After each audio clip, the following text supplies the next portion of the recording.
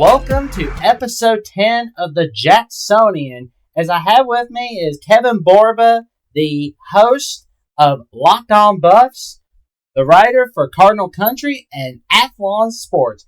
And today we will go over Colorado-Stanford related topics and some of the conference realignment kerfuffle, amongst other topics. How you doing, Kevin? I'm doing great, Jackson. Thank you for having me. I'm ready to talk about some college football and talk about all the craziness. Oh, thank you for coming on, man. Would you like to tell the audience a little bit about yourself, man? Yeah, so starting with school-wise, I graduated from Quinnipiac, which is in Connecticut. Got my master's in sports journalism.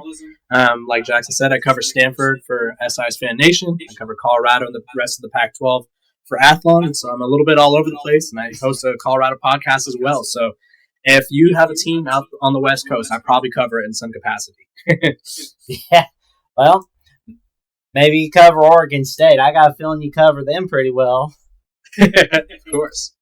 So that is for sure. So, speaking of the kerfuffle, what's your take on the conference realignment stuff? And will Stanford, Cal, and SMU join the ACC?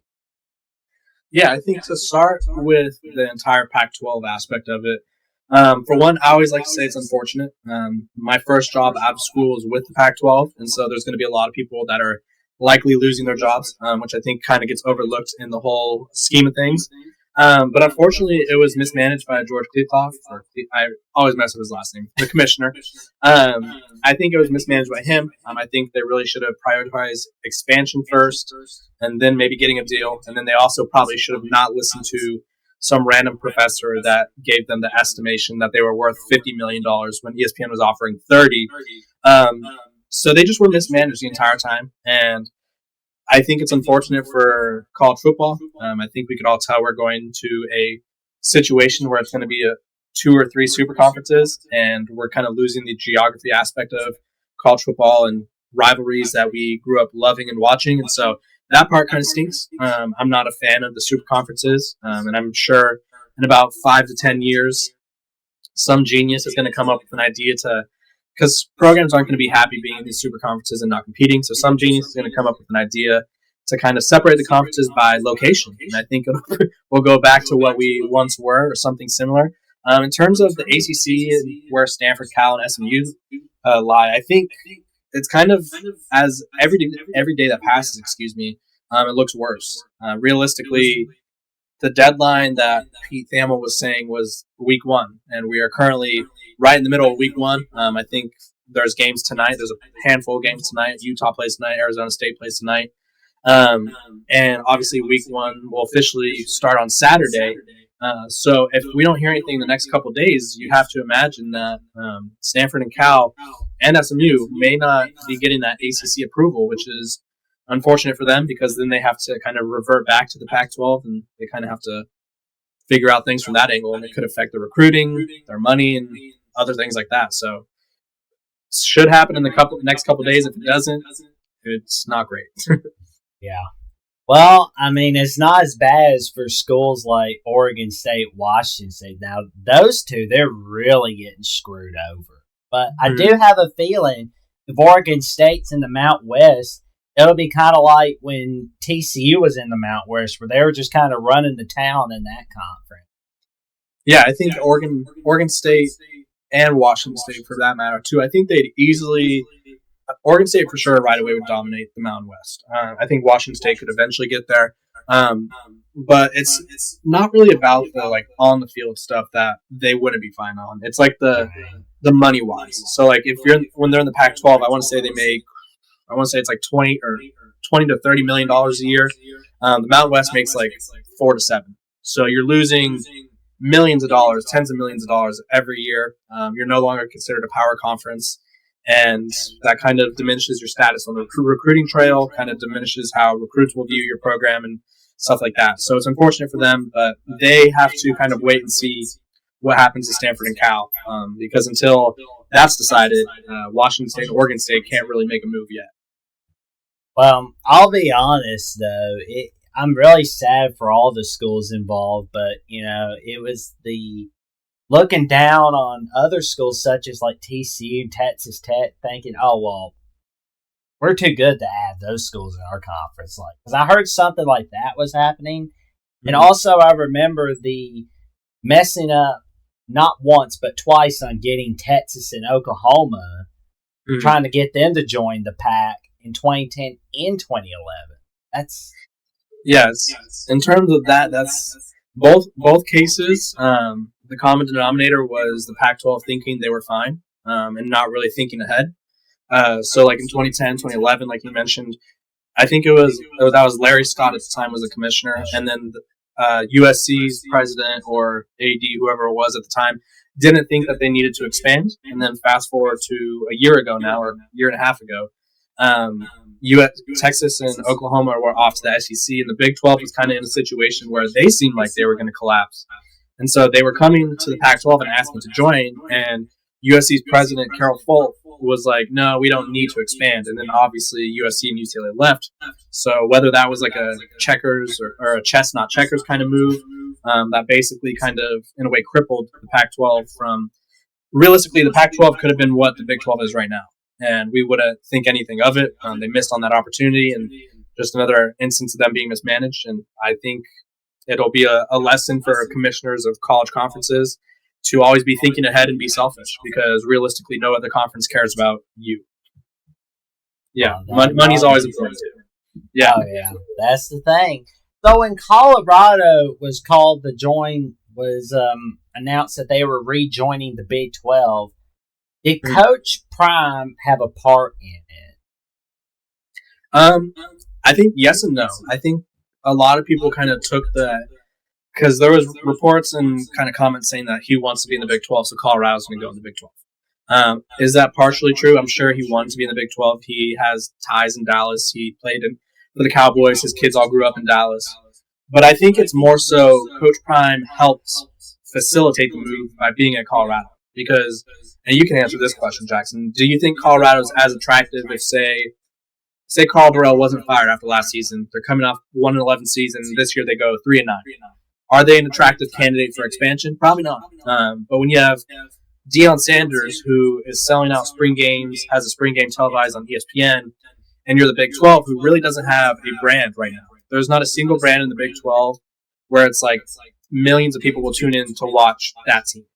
If you look at all their most watched games, it typically includes Texas and Oklahoma. So when you add a personality like Deion Sanders, it brings more interest to the Big 12, and more people will watch his games. So I think it's kind of a you do me a favor, I do you a favor in that case.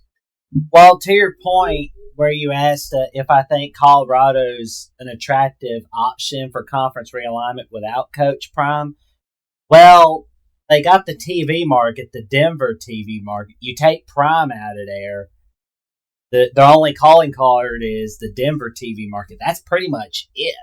Because, I mean, they can't hold on to 1990 forever. They will, though. They have to. Yeah, but I will say, though, those McCarthy years, they were amazing. Mm-hmm. Yeah, no, that Colorado definitely had their glory days, and I think with Coach Prime, they think and hope that they can get back to that. It's just, realignment-wise, I think having a personality like him is just, it makes you more attractive, and realistically, in realignment, you want to be the most attractive you could be. Look at Stanford.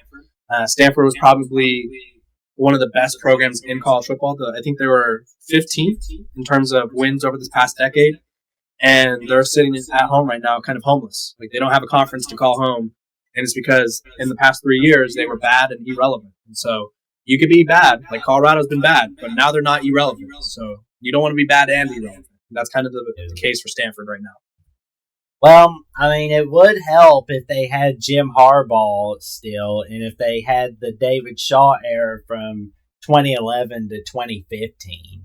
Mm-hmm. Yeah, no, I think if realignment was happening during like the Christian McCaffrey days, it probably would have been USC and Stanford to the Big Ten. Probably not USC and UCLA. It probably would have been something like that, or they probably would have been the first couple teams gone. But obviously, that's not the case. True. Well, I mean, UCLA's got that LA market in their basketball program. The football program is nobody's irritated by the Rose Bowl. Yeah, UCLA is attractive. It's just, I think if Stanford had more success when this was happening, I think they would have been it would probably have been USC, UCLA, Stanford, and say Oregon or Washington. That would have been it. But that's not how the cards unfolded. No, that's not how it goes. But speaking of David Shaw, what was the reaction when he resigned last year? And what was the reaction when Stanford hired Troy Taylor from Sacramento State? Yeah, so I'll give you a little insight about David Shaw stepping down. I was actually at the game where he stepped down. I was in the press conference room, which at the time, it was, I think, October or November, whenever the season is. It was the last week of last season, last game of the season, excuse me. And Stanford's press conference room is actually just like it's like 3 walls and a curtain. So it was actually really cold. So we were in there shivering, waiting for about an hour for him to get out of the locker room. And I think it was him telling the team that he was obviously stepping down. But I think the reaction was, it was time. I think the reaction was, I don't think David Shaw would have ever been fired, or I don't think Stanford would have at least wanted to be in that position. But I think they probably had conversations indicating this isn't really working out anymore. We respect you. We appreciate all the great things you've done for this program. But I think it's time for both of us to move on. And I think that's something along the lines of what happened. So he stepped down. Obviously, he's still in good graces with the program. I saw him at the pro day there. He goes to practices every once in a while. So he went to Stanford. His dad went there, played there, whatever, coached there, whatever it was. Like, he has a lot of ties to Stanford. So I don't think it was an easy decision, but I think it was the right decision. I think he recognized that. And so when Troy Taylor was hired, which he was one of my, if you go back and find it, which you don't have to do it, but I tweeted after David Shaw stepped down, I tweeted my top 5 candidates, and there was something along the lines of Chris Peterson, the former Washington coach, Garrett Riley, who is now the offensive coordinator at Clemson, the former TCU coordinator. I think I threw in, who else did I throw in? I threw in a few names, but Troy Taylor was one of my names, and he brings a modern offense. He brings in a recruiting savvy that we didn't expect, but he's recruiting quite well at the moment. And I think a lot of people are excited to see where he and the staff full of young coaches can lead the program. Well, I'm looking forward to seeing how he will do against his old team, Sacramento State, on September 16th. I mean, it's going to be like an awkward reunion. It's going to be like, hey. Yeah, it's like a little awkward homecoming, I guess, But I will say, though, I am looking forward to seeing a little bit of Stanford, Hawaii. What's your take on that tomorrow night on CBS Sports Net? Yeah, I think that game's going to be closer than probably Stanford would like, but Hawaii played Vanderbilt last week, and they were 17.5-point underdogs, and they ended up losing by a touchdown, and they had a chance to win the game. Hawaii's offense is very high-powered. They're coached by former Hawaii quarterback Timmy Chang, and they got the offense going. And so Stanford's secondary, which is made up of all guys who were backups or haven't really played last year, or freshmen, so they have a lot of inexperience there. So they're going to be battle-tested. I'll be honest, when I'm thinking of Hawaii football legends like Colt Brennan, June Jones, and Timmy Chang are at the top of my list. I'm just wondering if Timmy Chang is the Scott Frost of Hawaii. I hope he's not. Mm-hmm. Yeah, no, I think the difference between Timmy and Scott was that I think Timmy cares more about Hawaii because it's more on a personal level. I think obviously, they both went to their schools, but when you're at a program like Nebraska, I think you get caught up in the money that you're making and caught up in the blue blood aspect of it. And I don't think Timmy would take that for granted at his program, because who knows? I mean, we've seen, like you mentioned, June Jones. That was over a decade ago. It's been they've had a few good years here and there, but it's been a while since they've been consistently good like they were. So I don't think he would take that for granted. Yeah, I mean, I can remember that one good year Hawaii had with Coach Greg McMackin in 2010, but that's about it, really. Yeah, no, I think they had a couple solid years with Nick Rolovich, who was the former Washington State coach that was let go, but he led Hawaii to a couple good seasons. But yeah, it hasn't been consistently successful. So I think Timmy wants to kind of bring his program back to light. Yeah. Well, I wish him nothing but awesomeness, but I got Stanford winning a tight game on that one. It's going to be a 31-27 victory. But what are your keys to victory for Stanford against Hawaii? I think they have to establish the run game. You got to get E.J. Smith going, the son of Emmitt Smith. They have a deep running back room this year compared to last season where they were starting a safety and a backup quarterback at running back. I think you want to get, like I said, get the running game going, limit the passing game. Obviously, Hawaii's going to be chucking the ball around the field the whole time. Just try to limit the damage. Maybe make a couple big interceptions or force a couple turnovers. I think those would be my three. And then we don't know who the quarterback is for Stanford yet. I think whoever he is needs to get comfortable right away. Well, I mean, they could be like waiting till game time to let us know on who's the starter. I mean, personally, I think that's a pretty good game plan. Don't let the opponent know a week ahead of time. If you have to, just let everybody know a day ahead of time or hours ahead of time. Right. I think it's kind of it's always tactical.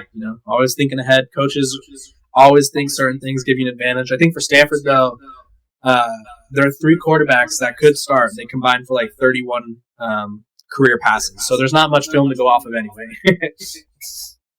That's for sure. What's your record prediction for Stanford this season? Oh man, that's a good question. I haven't really thought of a record prediction. I know that the team has a lot of inexperienced players. They have a lot of growth. I'd probably say around 4-8. Oof. Yeah, I think I had them a little worse than that. Unfortunately, sorry to say. It happens. But it better hearing it from me than someone else. Yeah, no, I mean, I think eventually they'll be back on the right track. I just think the roster that was kind of left over by David Shaw, obviously last year they had one of the more experienced rosters in the country. So you lose players to the draft, you lose players as graduate transfers. So, I mean, now they're inexperienced and they have some growing pains, but it'll be a good experience for the guys who haven't played because next year they'll have all of this experience under their belt. Well, I will say, though, I'm looking forward to see what they bring to the future. I hope it's more like the David Shaw era and the last couple years of the Harbaugh era. Yeah, that'd be great for Stanford. I think that would help them tremendously. I think people kind of forget that Stanford is a pretty popular brand out here on the West Coast, a pretty popular brand across the United States. And I think they get treated like Vanderbilt. They get treated like Northwestern. And I think they're in a category far and ahead above both of those programs. So it's unfortunate to see that people seem to have forgotten what they've been, but that's kind of what happens when you struggle. So hopefully they can turn it around for the sake of everybody involved, Well, I'm hoping they do. But in the meantime, what was your reaction to Primetime being hired as the Nets head coach of Colorado? Yeah, I was pretty shocked. I think there was 3 schools that I heard him linked to. It was Colorado, USF, South Florida, and then TCU when he was obviously trying to take jobs and stuff. And obviously TCU went with Sonny Dykes. And then USF, or I don't know if he chose not to go USF. I think he chose Colorado over them. And I was kind of shocked because Colorado, I don't say that's like a random program, but it was a program that's been down bad for a while. They went 1-11. They've been struggling. They haven't had consistency. And then when they seemed to have it under Mel Tucker, he left after one season. So I was excited for Colorado. I had a couple friends that played there. I was excited to kind of take that on as a journalist because at that time nobody was covering Colorado for my company. So I saw that as an opportunity for myself, selfishly. So I was happy that there was something interesting to write about there. But I think he brings a new aspect, a new excitement to kind of that West Coast football that clearly, based off conference realignment, people kind of forget about is a thing. Well, I am looking forward to seeing what Primetime brings.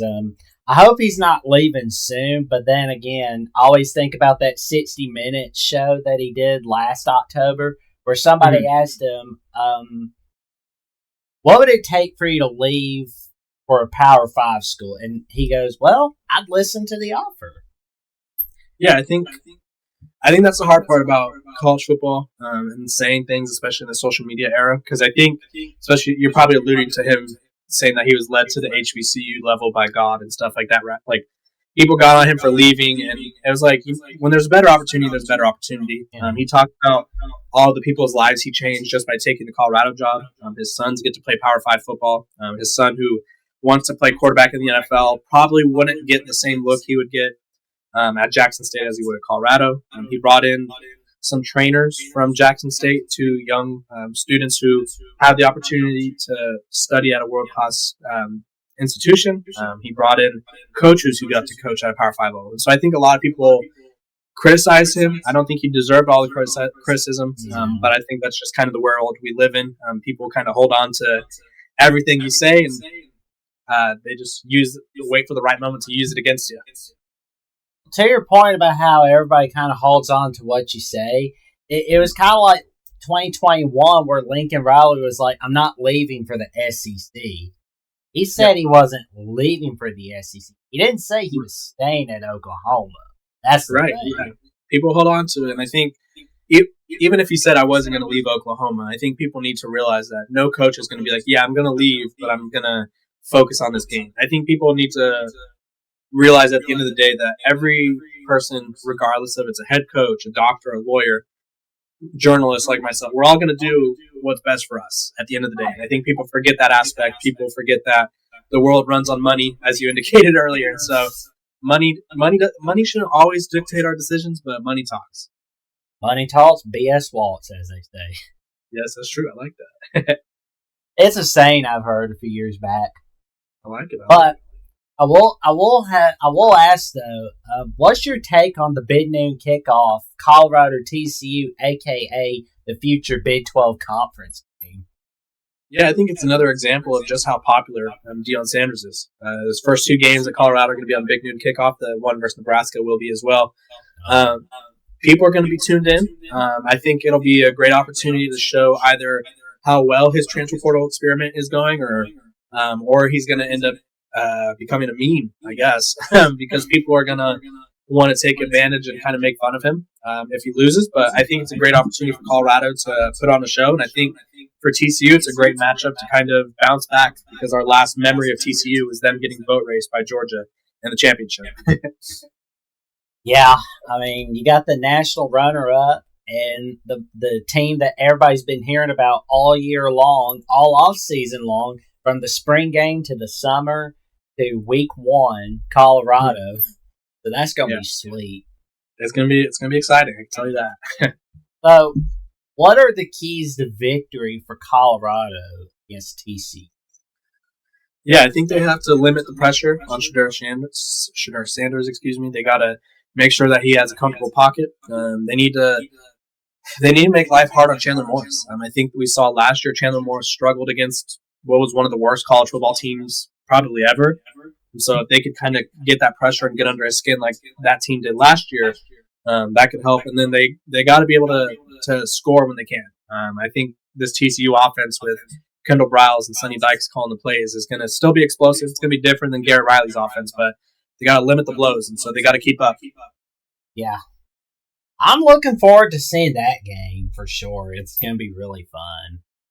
Yeah, it's going to be a great game. I think I'm just excited for college football to be here. I'm excited to watch Colorado. It's hard to speculate about a team with over 50 new players, so I'm excited to finally see them all play.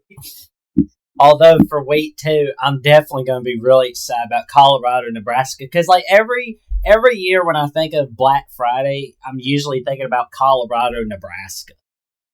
Okay, yeah. See, I'm as someone who's new to covering Colorado, I'm learning more about the rivalry. I had someone who covers Nebraska come on my Locked On Buffs podcast, and we talked about just how intense the rivalry is. And I think it's an underrated rivalry, so I think people will kind of experience that this year because they're all going to be dialed in, ready to watch for Coach Prime and his squad.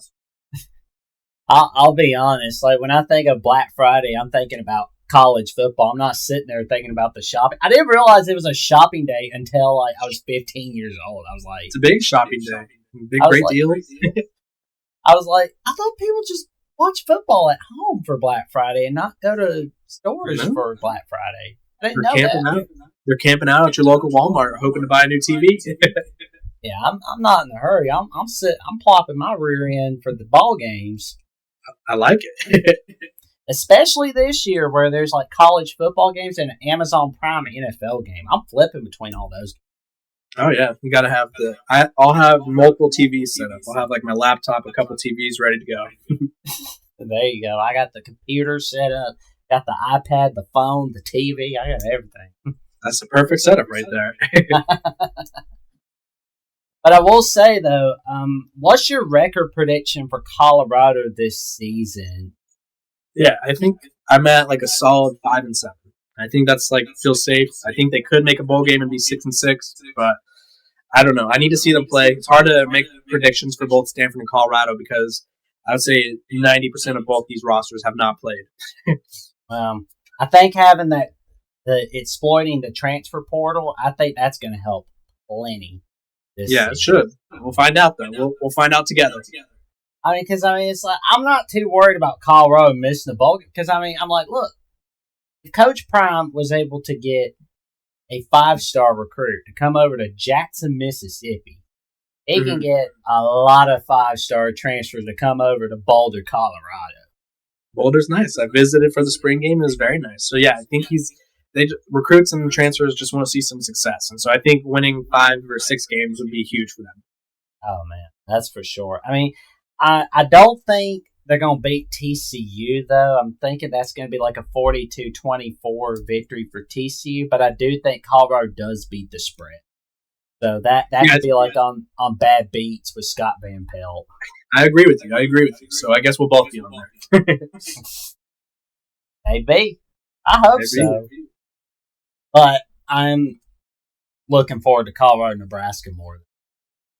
Yeah, I think both games are going to be great. I'm just looking forward to college football. You know, it feels like it's been years since the last game, even though obviously we had week 0. But it feels like it's been a decade long since we've last watched a day full of college football. So I'm excited for that, and I appreciate you having me on to talk about college football. Oh man, thanks for coming on, man. It's fun talking with you, man. And for me, it feels like it's been 3 months. I watched that Natty. Yeah, no, that was a good game for Georgia fans, not for TCU fans, but we're excited. I'm excited to see this year. I feel like there's going to be more parity in college football, so we'll just have to wait and see. Oh, for sure. It feels like there's going to be plenty more parity everywhere, like in the SEC, the Big 10, Big 12, and especially the Pac-12 in what's likely to be the final year. Yep, unfortunately for the Pac-12, but yeah, each conference is going to have probably a new winner, and there's going to be a lot of competition in the Pac-12. So they might get a playoff representative in their final year, which is a good thing for them, I guess. Yeah, I will say that September schedule for Colorado is scary, with the exception of Colorado State. But don't treat Colorado State like they're a scrimmage game. Don't do that. Yeah, Colorado's got a tough schedule. I don't think it really gets easy until probably mid to late October. I think they play Stanford and Arizona. Around Arizona State. Around that time. So they could there's a couple winnable games.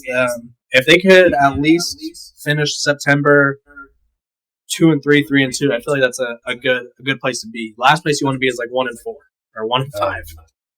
You don't want that. No. Arizona State's going to have a lot of fire, especially with that postseason ban, because, their new quarterback, he's amazing from what I've seen of him. Mm-hmm. Yeah, he's really good. I think he brings a lot to the table as a freshman, and I think there's a lot to be excited about. Yeah. Thank goodness they didn't go with Drew Pine. Yeah, he might come back. He's injured. We'll see if he returns. He's got a hamstring injury. He was a solid quarterback. We'll just have to see where Kenny Dillingham decides to go, or if Jaden Rashada kind of runs away with the job. I heard that Coach Dillingham, as of yesterday, that he didn't know about the NCAA violations until like the day after he was hired. So, and I heard he was pretty mad in like interviews. You'd be mad too if nobody told you what's going on. You're the last one to know. Of course you're going to be mad.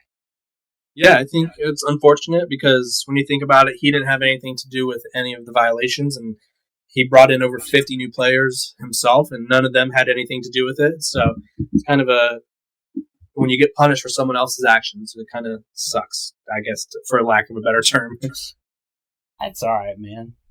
But Herm Edwards, he didn't do so hot those last couple of years. 2021 was a disappointing year. Everybody expected a little better than the record that they had that year. Yeah, I think Herm Edwards kind of sold Arizona State on a dream. He sold a dream to him. He's kind of made it seem like they were going to start recruiting and competing at a higher level. And obviously, when you're committing some recruiting violations, maybe you do recruit at a higher level. But it didn't work out there. I think it's kind of it was an interesting hire to go with someone who was out of coaching for, it's got to be at least a decade, maybe 2 decades. I think he was out of coaching before being hired. Well, it was actually a decade. It was Yeah. He was out of his last year coaching at that time was 2008 with the Chiefs. Okay, there you go. Yeah, I was gonna say it's been a long time though, and he hadn't coached at the college football level in a while, or if at all.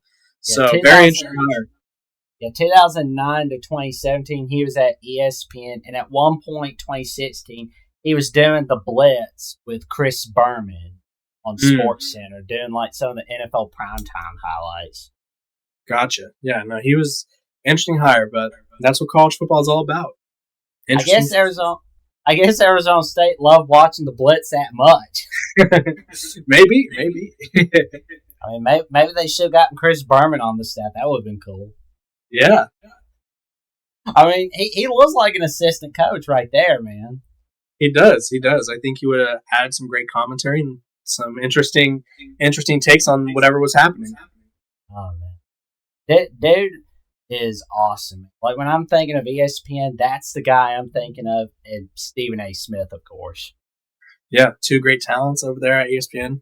Chris Berman's an entertaining guy. Love his commentary and everything. Stephen A. is a passionate fella.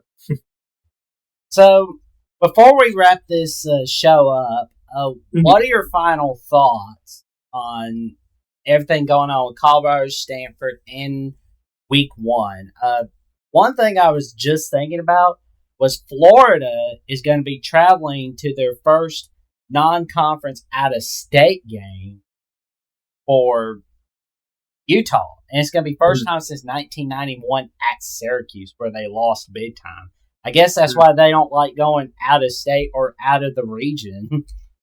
Yeah, I think for that game, Florida benefits from Utah missing Cam Rising and Brant Kuthi, the tight end. And then to talk about Stanford and Colorado before we go, I think Stanford's got a tough matchup in Hawaii. I think it'll be exciting to see what the new Troy Taylor offense looks like. And then Colorado, I'm excited to get the Coach Prime, Deion Sanders era underway. So we got a lot of football to watch ahead of us, Jackson. I appreciate you for having me on.